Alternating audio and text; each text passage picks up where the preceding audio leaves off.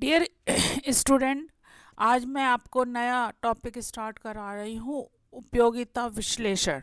उपयोगिता क्या होती है? किसी वस्तु या सेवा का जिसका कि हम उपभोग करते हैं, उससे प्राप्त होने वाली जो हमारी आवश्यकता को संतुष्ट करती है, वो क्या कहलाती है? उपयोगिता कहलाती है।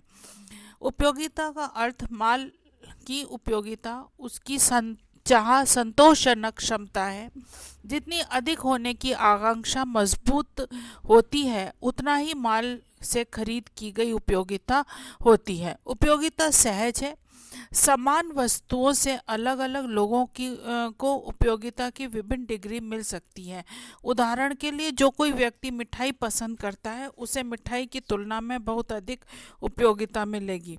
जो मिठाई नहीं लेता है, किसी व्यक्ति को सम्मान से प्राप्त होने वाली उपयोगिता स्थान समय में परिवर्तन के साथ भिन्न हो सकती है।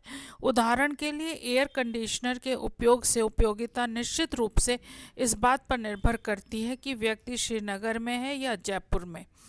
तो आपको समझ में आ गया होगा कि उपयोगिता क्या होती है। जब हम किसी भी वस्तु का उपभोग करते हैं, तो उससे हमें संतोषजनक क्षमता से हमें जो उपयोगिता मिलती है, हमारी जो आवश्यकता है वो संतुष्ट होती है, उसे उपयोगिता कहते हैं। जितना अधिक आपकी उपयोगिता होगी, मजबूत होगी, उतना ही उस माल की खरीद बढ़ेगी और उसकी उपयोगिता होगी। यदि कोई मिठाई ज़्यादा खाता है तो उसे मिठाई पसंद है, तो मिठाई अधिक खरीदेगा। किससे ज़्यादा खरीदेगा? जो कि पसंद कम करता है। और जो व्यक्ति यदि श्रीनगर में है, तो उसके लिए एयर कंडीशनर की उतनी उपयोगिता नहीं है जितना कि जो जयपुर में रहता है। आर्थिक दृष्टि से उपयोगिता वह संतुष्टि है जो किसी व्यक्ति द्वारा किसी सामान या सेवाओं के उपभोग से प्राप्त होती है। अर्थशास्त्र में निर्दिष्ट उपयोगिता के दो प्रकार होते हैं: कुल उपयोगिता और सीमांत उपयोगिता। इसका उपयोग बाजार के भीतर ग्राहकों की वरीयता का विश्लेषण करने के लिए किया जाता है। देखिए, कुल उपयोगिता और सीमांत उपयोगिता ऐसी दो टर्म्स हैं जो कि आपके हमेशा जो है, हम कोई भी सिद्धांत पढ़ें उसके अंतर्गत इसका अध्ययन हम करेंगे। कुल उपयोगिता क्या होती है? कुल उपयोगिता एक समग्र संतुष्टि है जो एक उपभोक्ता विशेष वस्तुओं और सेवाओं की खपत से प्राप्त करता है। मतलब जो कुल टोटल क्वांटिटी जिसका कि उपभोक्ता के द्वारा उपभोग किया गया, वो क्या कहलाएगा? कुल उपयोगिता कहलाएगी। वस्तुओं या सेवाओं की प्रत्येक व्यक्तिगत इकाई की अपनी स्वयं की सीमांत उपयोगिता है। कुल उपयोगिता ऐसी सभी व्यक्तिगत मुद्दों की सीमांत उपयोगिताओं का योग होता है। एक ग्राहक की प्राथमिक चिंता उपयोगिता की सबसे बड़ी राशि को कम से कम लागत के साथ प्राप्त करना है। सीमांत उपयोगिता अर्थशास्त्रियों द्वारा उपयोग की जाने वाली अवधारणा है जो एक अच्छी या सेवा की अतिरिक्त इकाइयों के उपभोग से प्राप्त संतुष्टि की मात्रा को निर्धारित करती है। यह एक महत्वपूर्ण अवधारणा है जिसका उपयोग अर्थशास्त्रियों द्वारा यह निर्धारित करने के लिए किया जाता है कि ग्राहक किसी वस्तु की कितनी मात्रा खरीदने के लिए तैयार है। सीमांत उपयोगिता यह पहचानने में मदद करती है कि संतुष्टि के स्तर ग्राहक द्वारा खरीद निर्णय को कैसे प्रभावित करती है। सकारात्मक सीमांत उपयोगिता तब होती है जब किसी अतिरिक्त वस्तु की खपत कुल उपयोगिता को बढ़ाती है, जबकि नकारात्मक सीमांत उपयोगिता तब होती है जब किसी अतिरिक्त वस्तु के उपभोग से प्राप्त वस्तु की कुल उपयोगिता घट जाती है। कहने का अर्थ यह है, सीमांत उपयोगिता क्या है कि एक अतिरिक्त इकाई के उपभोग से प्राप्त होने वाली उपयोगिता को क्या कहते हैं? सीमांत उपयोगिता कहते हैं। और यदि हमने 5 इकाइयों का उपभोग करके उपभोक्ता संतुष्ट हो गया, तो 5 इकाइयों की सीमांत उपयोगिता का योग क्या कहलाएगा? कुल उपयोगिता कहलाता है। तो ये सीमांत उपयोगिता एक अतिरिक्त इकाई से प्राप्त होने वाली उपयोगिता है, जबकि कुल उपयोगिता कुल जितनी भी इकाइयां हैं उनसे प्राप्त होने वाली ये उपयोगिता को कुल उपयोगिता कहते हैं। अब आता है कुल उपयोगिता और सीमांत उपयोगिता के बीच अंतर। कुल उपयोगिता क्या है? संतुष्टि का यदि हम इसका मापन के रूप में देखें तो संतुष्टि का समुच्चय जो किसी उपभोक्ता को किसी विशेष वस्तु या सेवाओं के उपभोग से प्राप्त होता है, मतलब टोटल हमको जो प्राप्त हो रहा है वो क्या कहलाता है? कुल उपयोगिता कहलाता है। किसी विशेष वस्तुओं या सेवाओं की एक इकाई के अतिरिक्त उपभोग से उपभोक्ता द्वारा प्राप्त संतुष्टि को की मात्रा क्या कहलाती है? सीमांत उपयोगिता कहलाती है।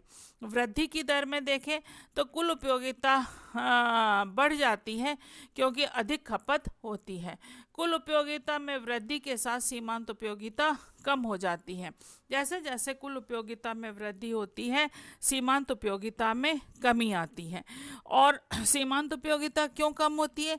क्योंकि उपभोक्ता संतुष्टि की ओर अग्रसर होता है, इसलिए सीमांत उपयोगिता जैसे जैसे उपभोग का क्रम जारी रहता है वैसे वैसे सीमांत उपयोगिता में कमी आती है। और परिणाम क्या होता है? हर समान प्रतिफल से ग्रस्त होती है। ह्रासमान प्रतिफल से ग्रस्त क्यों होती है? क्योंकि जैसे जैसे हम इसको बढ़ाएंगे, कुल उपभोग के क्रम बढ़ाएंगे तो कुल उपयोगिता धीरे धीरे कम होने लगती है। सीमांत उपयोगिता प्रत्येक अतिरिक्त इकाई की खपत के साथ कम हो जाती है।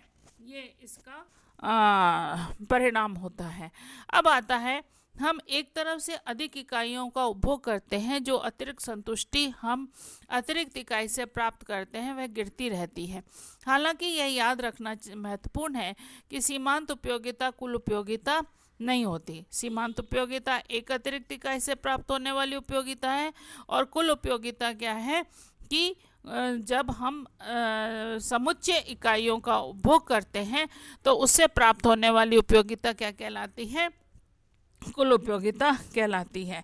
आपको मैंने एक टेबल बताई है क्वांटिटी ऑफ टीज। एक व्यक्ति है जो प्रतिदिन किसका सेवन कर रहा है? चाय का सेवन कर रहा है, तो उसकी उपयोगिता धीरे धीरे कम होती जाती है। क्वांटिटी ऑफ टी 1 यूनिट से उसे मिल रही है 30, 2 कप जब चाय पी तो 50 हुई, तो टोटल यूटिलिटी 50 हो गई। और मार्जिनल यूटिलिटी कितनी हुई? क्योंकि एक कप से उसे 30 यूनिट के बराबर उपयोगिता मिली, दूसरे कप से उसे 20 इकाई के कम हो गई, तीसरे से 15 हुई, चौथे से 0 हो गई। मतलब इस समय उपभोक्ता संतुष्ट हो गया है। इसके बाद यदि आप 5वां कप पिलाते हैं तो उसकी सीमांत उपयोगिता ऋणात्मक हो जाएगी और कुल उपयोगिता घट जाएगी। और सीमांत उपयोगिता के बीच का संबंध, जैसे जैसे कुल उपयोगिता बढ़ती जाती है सीमांत उपयोगिता कम हो जाती है, और जब कुल उपयोगिता अधिकतम होती है तो सीमांत उपयोगिता क्या हो जाएगी? 0 हो जाएगी। देखिए चौथी इकाई पे 65 है और मार्जिनल यूटिलिटी क्या है? 0 है। और जैसे जैसे कुल उपयोगिता कम होती जाती है सीमांत उपयोगिता नकारात्मक हो जाती है, निगेटिव हो जाती है। तो हम इसके अंतर्गत ये देखते हैं कि जैसे जैसे उपभोग का क्रम जारी रखा जाता है वैसे वैसे सीमांत उपयोगिता घटती जाती है और एक समय के बाद, एक उपभोग के क्रम के बाद वो 0 हो जाती है। जहाँ पर वो 0 होती है उसका मतलब ये होता है कि उपभोक्ता पूर्ण रूप से संतुष्ट हो गया है, क्योंकि उपभोक्ता संतुष्टि के स्तर पर आना चाहता है और संतुष्टि के बाद भी यदि किसी उपभोक्ता को और उपभोग करना पड़ता है, किसी और इकाई का उपभोग करना पड़ता है, तो वो उसकी सीमांत उपयोगिता क्या हो जाएगी? ऋणात्मक हो जाएगी और उसमें उपभोक्ता को ऋणात्मक उपयोगिता प्राप्त होगी। तो उस समय कुल उपयोगिता भी घटने की स्थिति में आ जाएगी। जैसे जैसे वो बढ़ रही थी उसके बाद में वो एक घटने की स्थिति में आ जाएगी और वो किसी भी उपभोक्ता के लिए सही नहीं होता।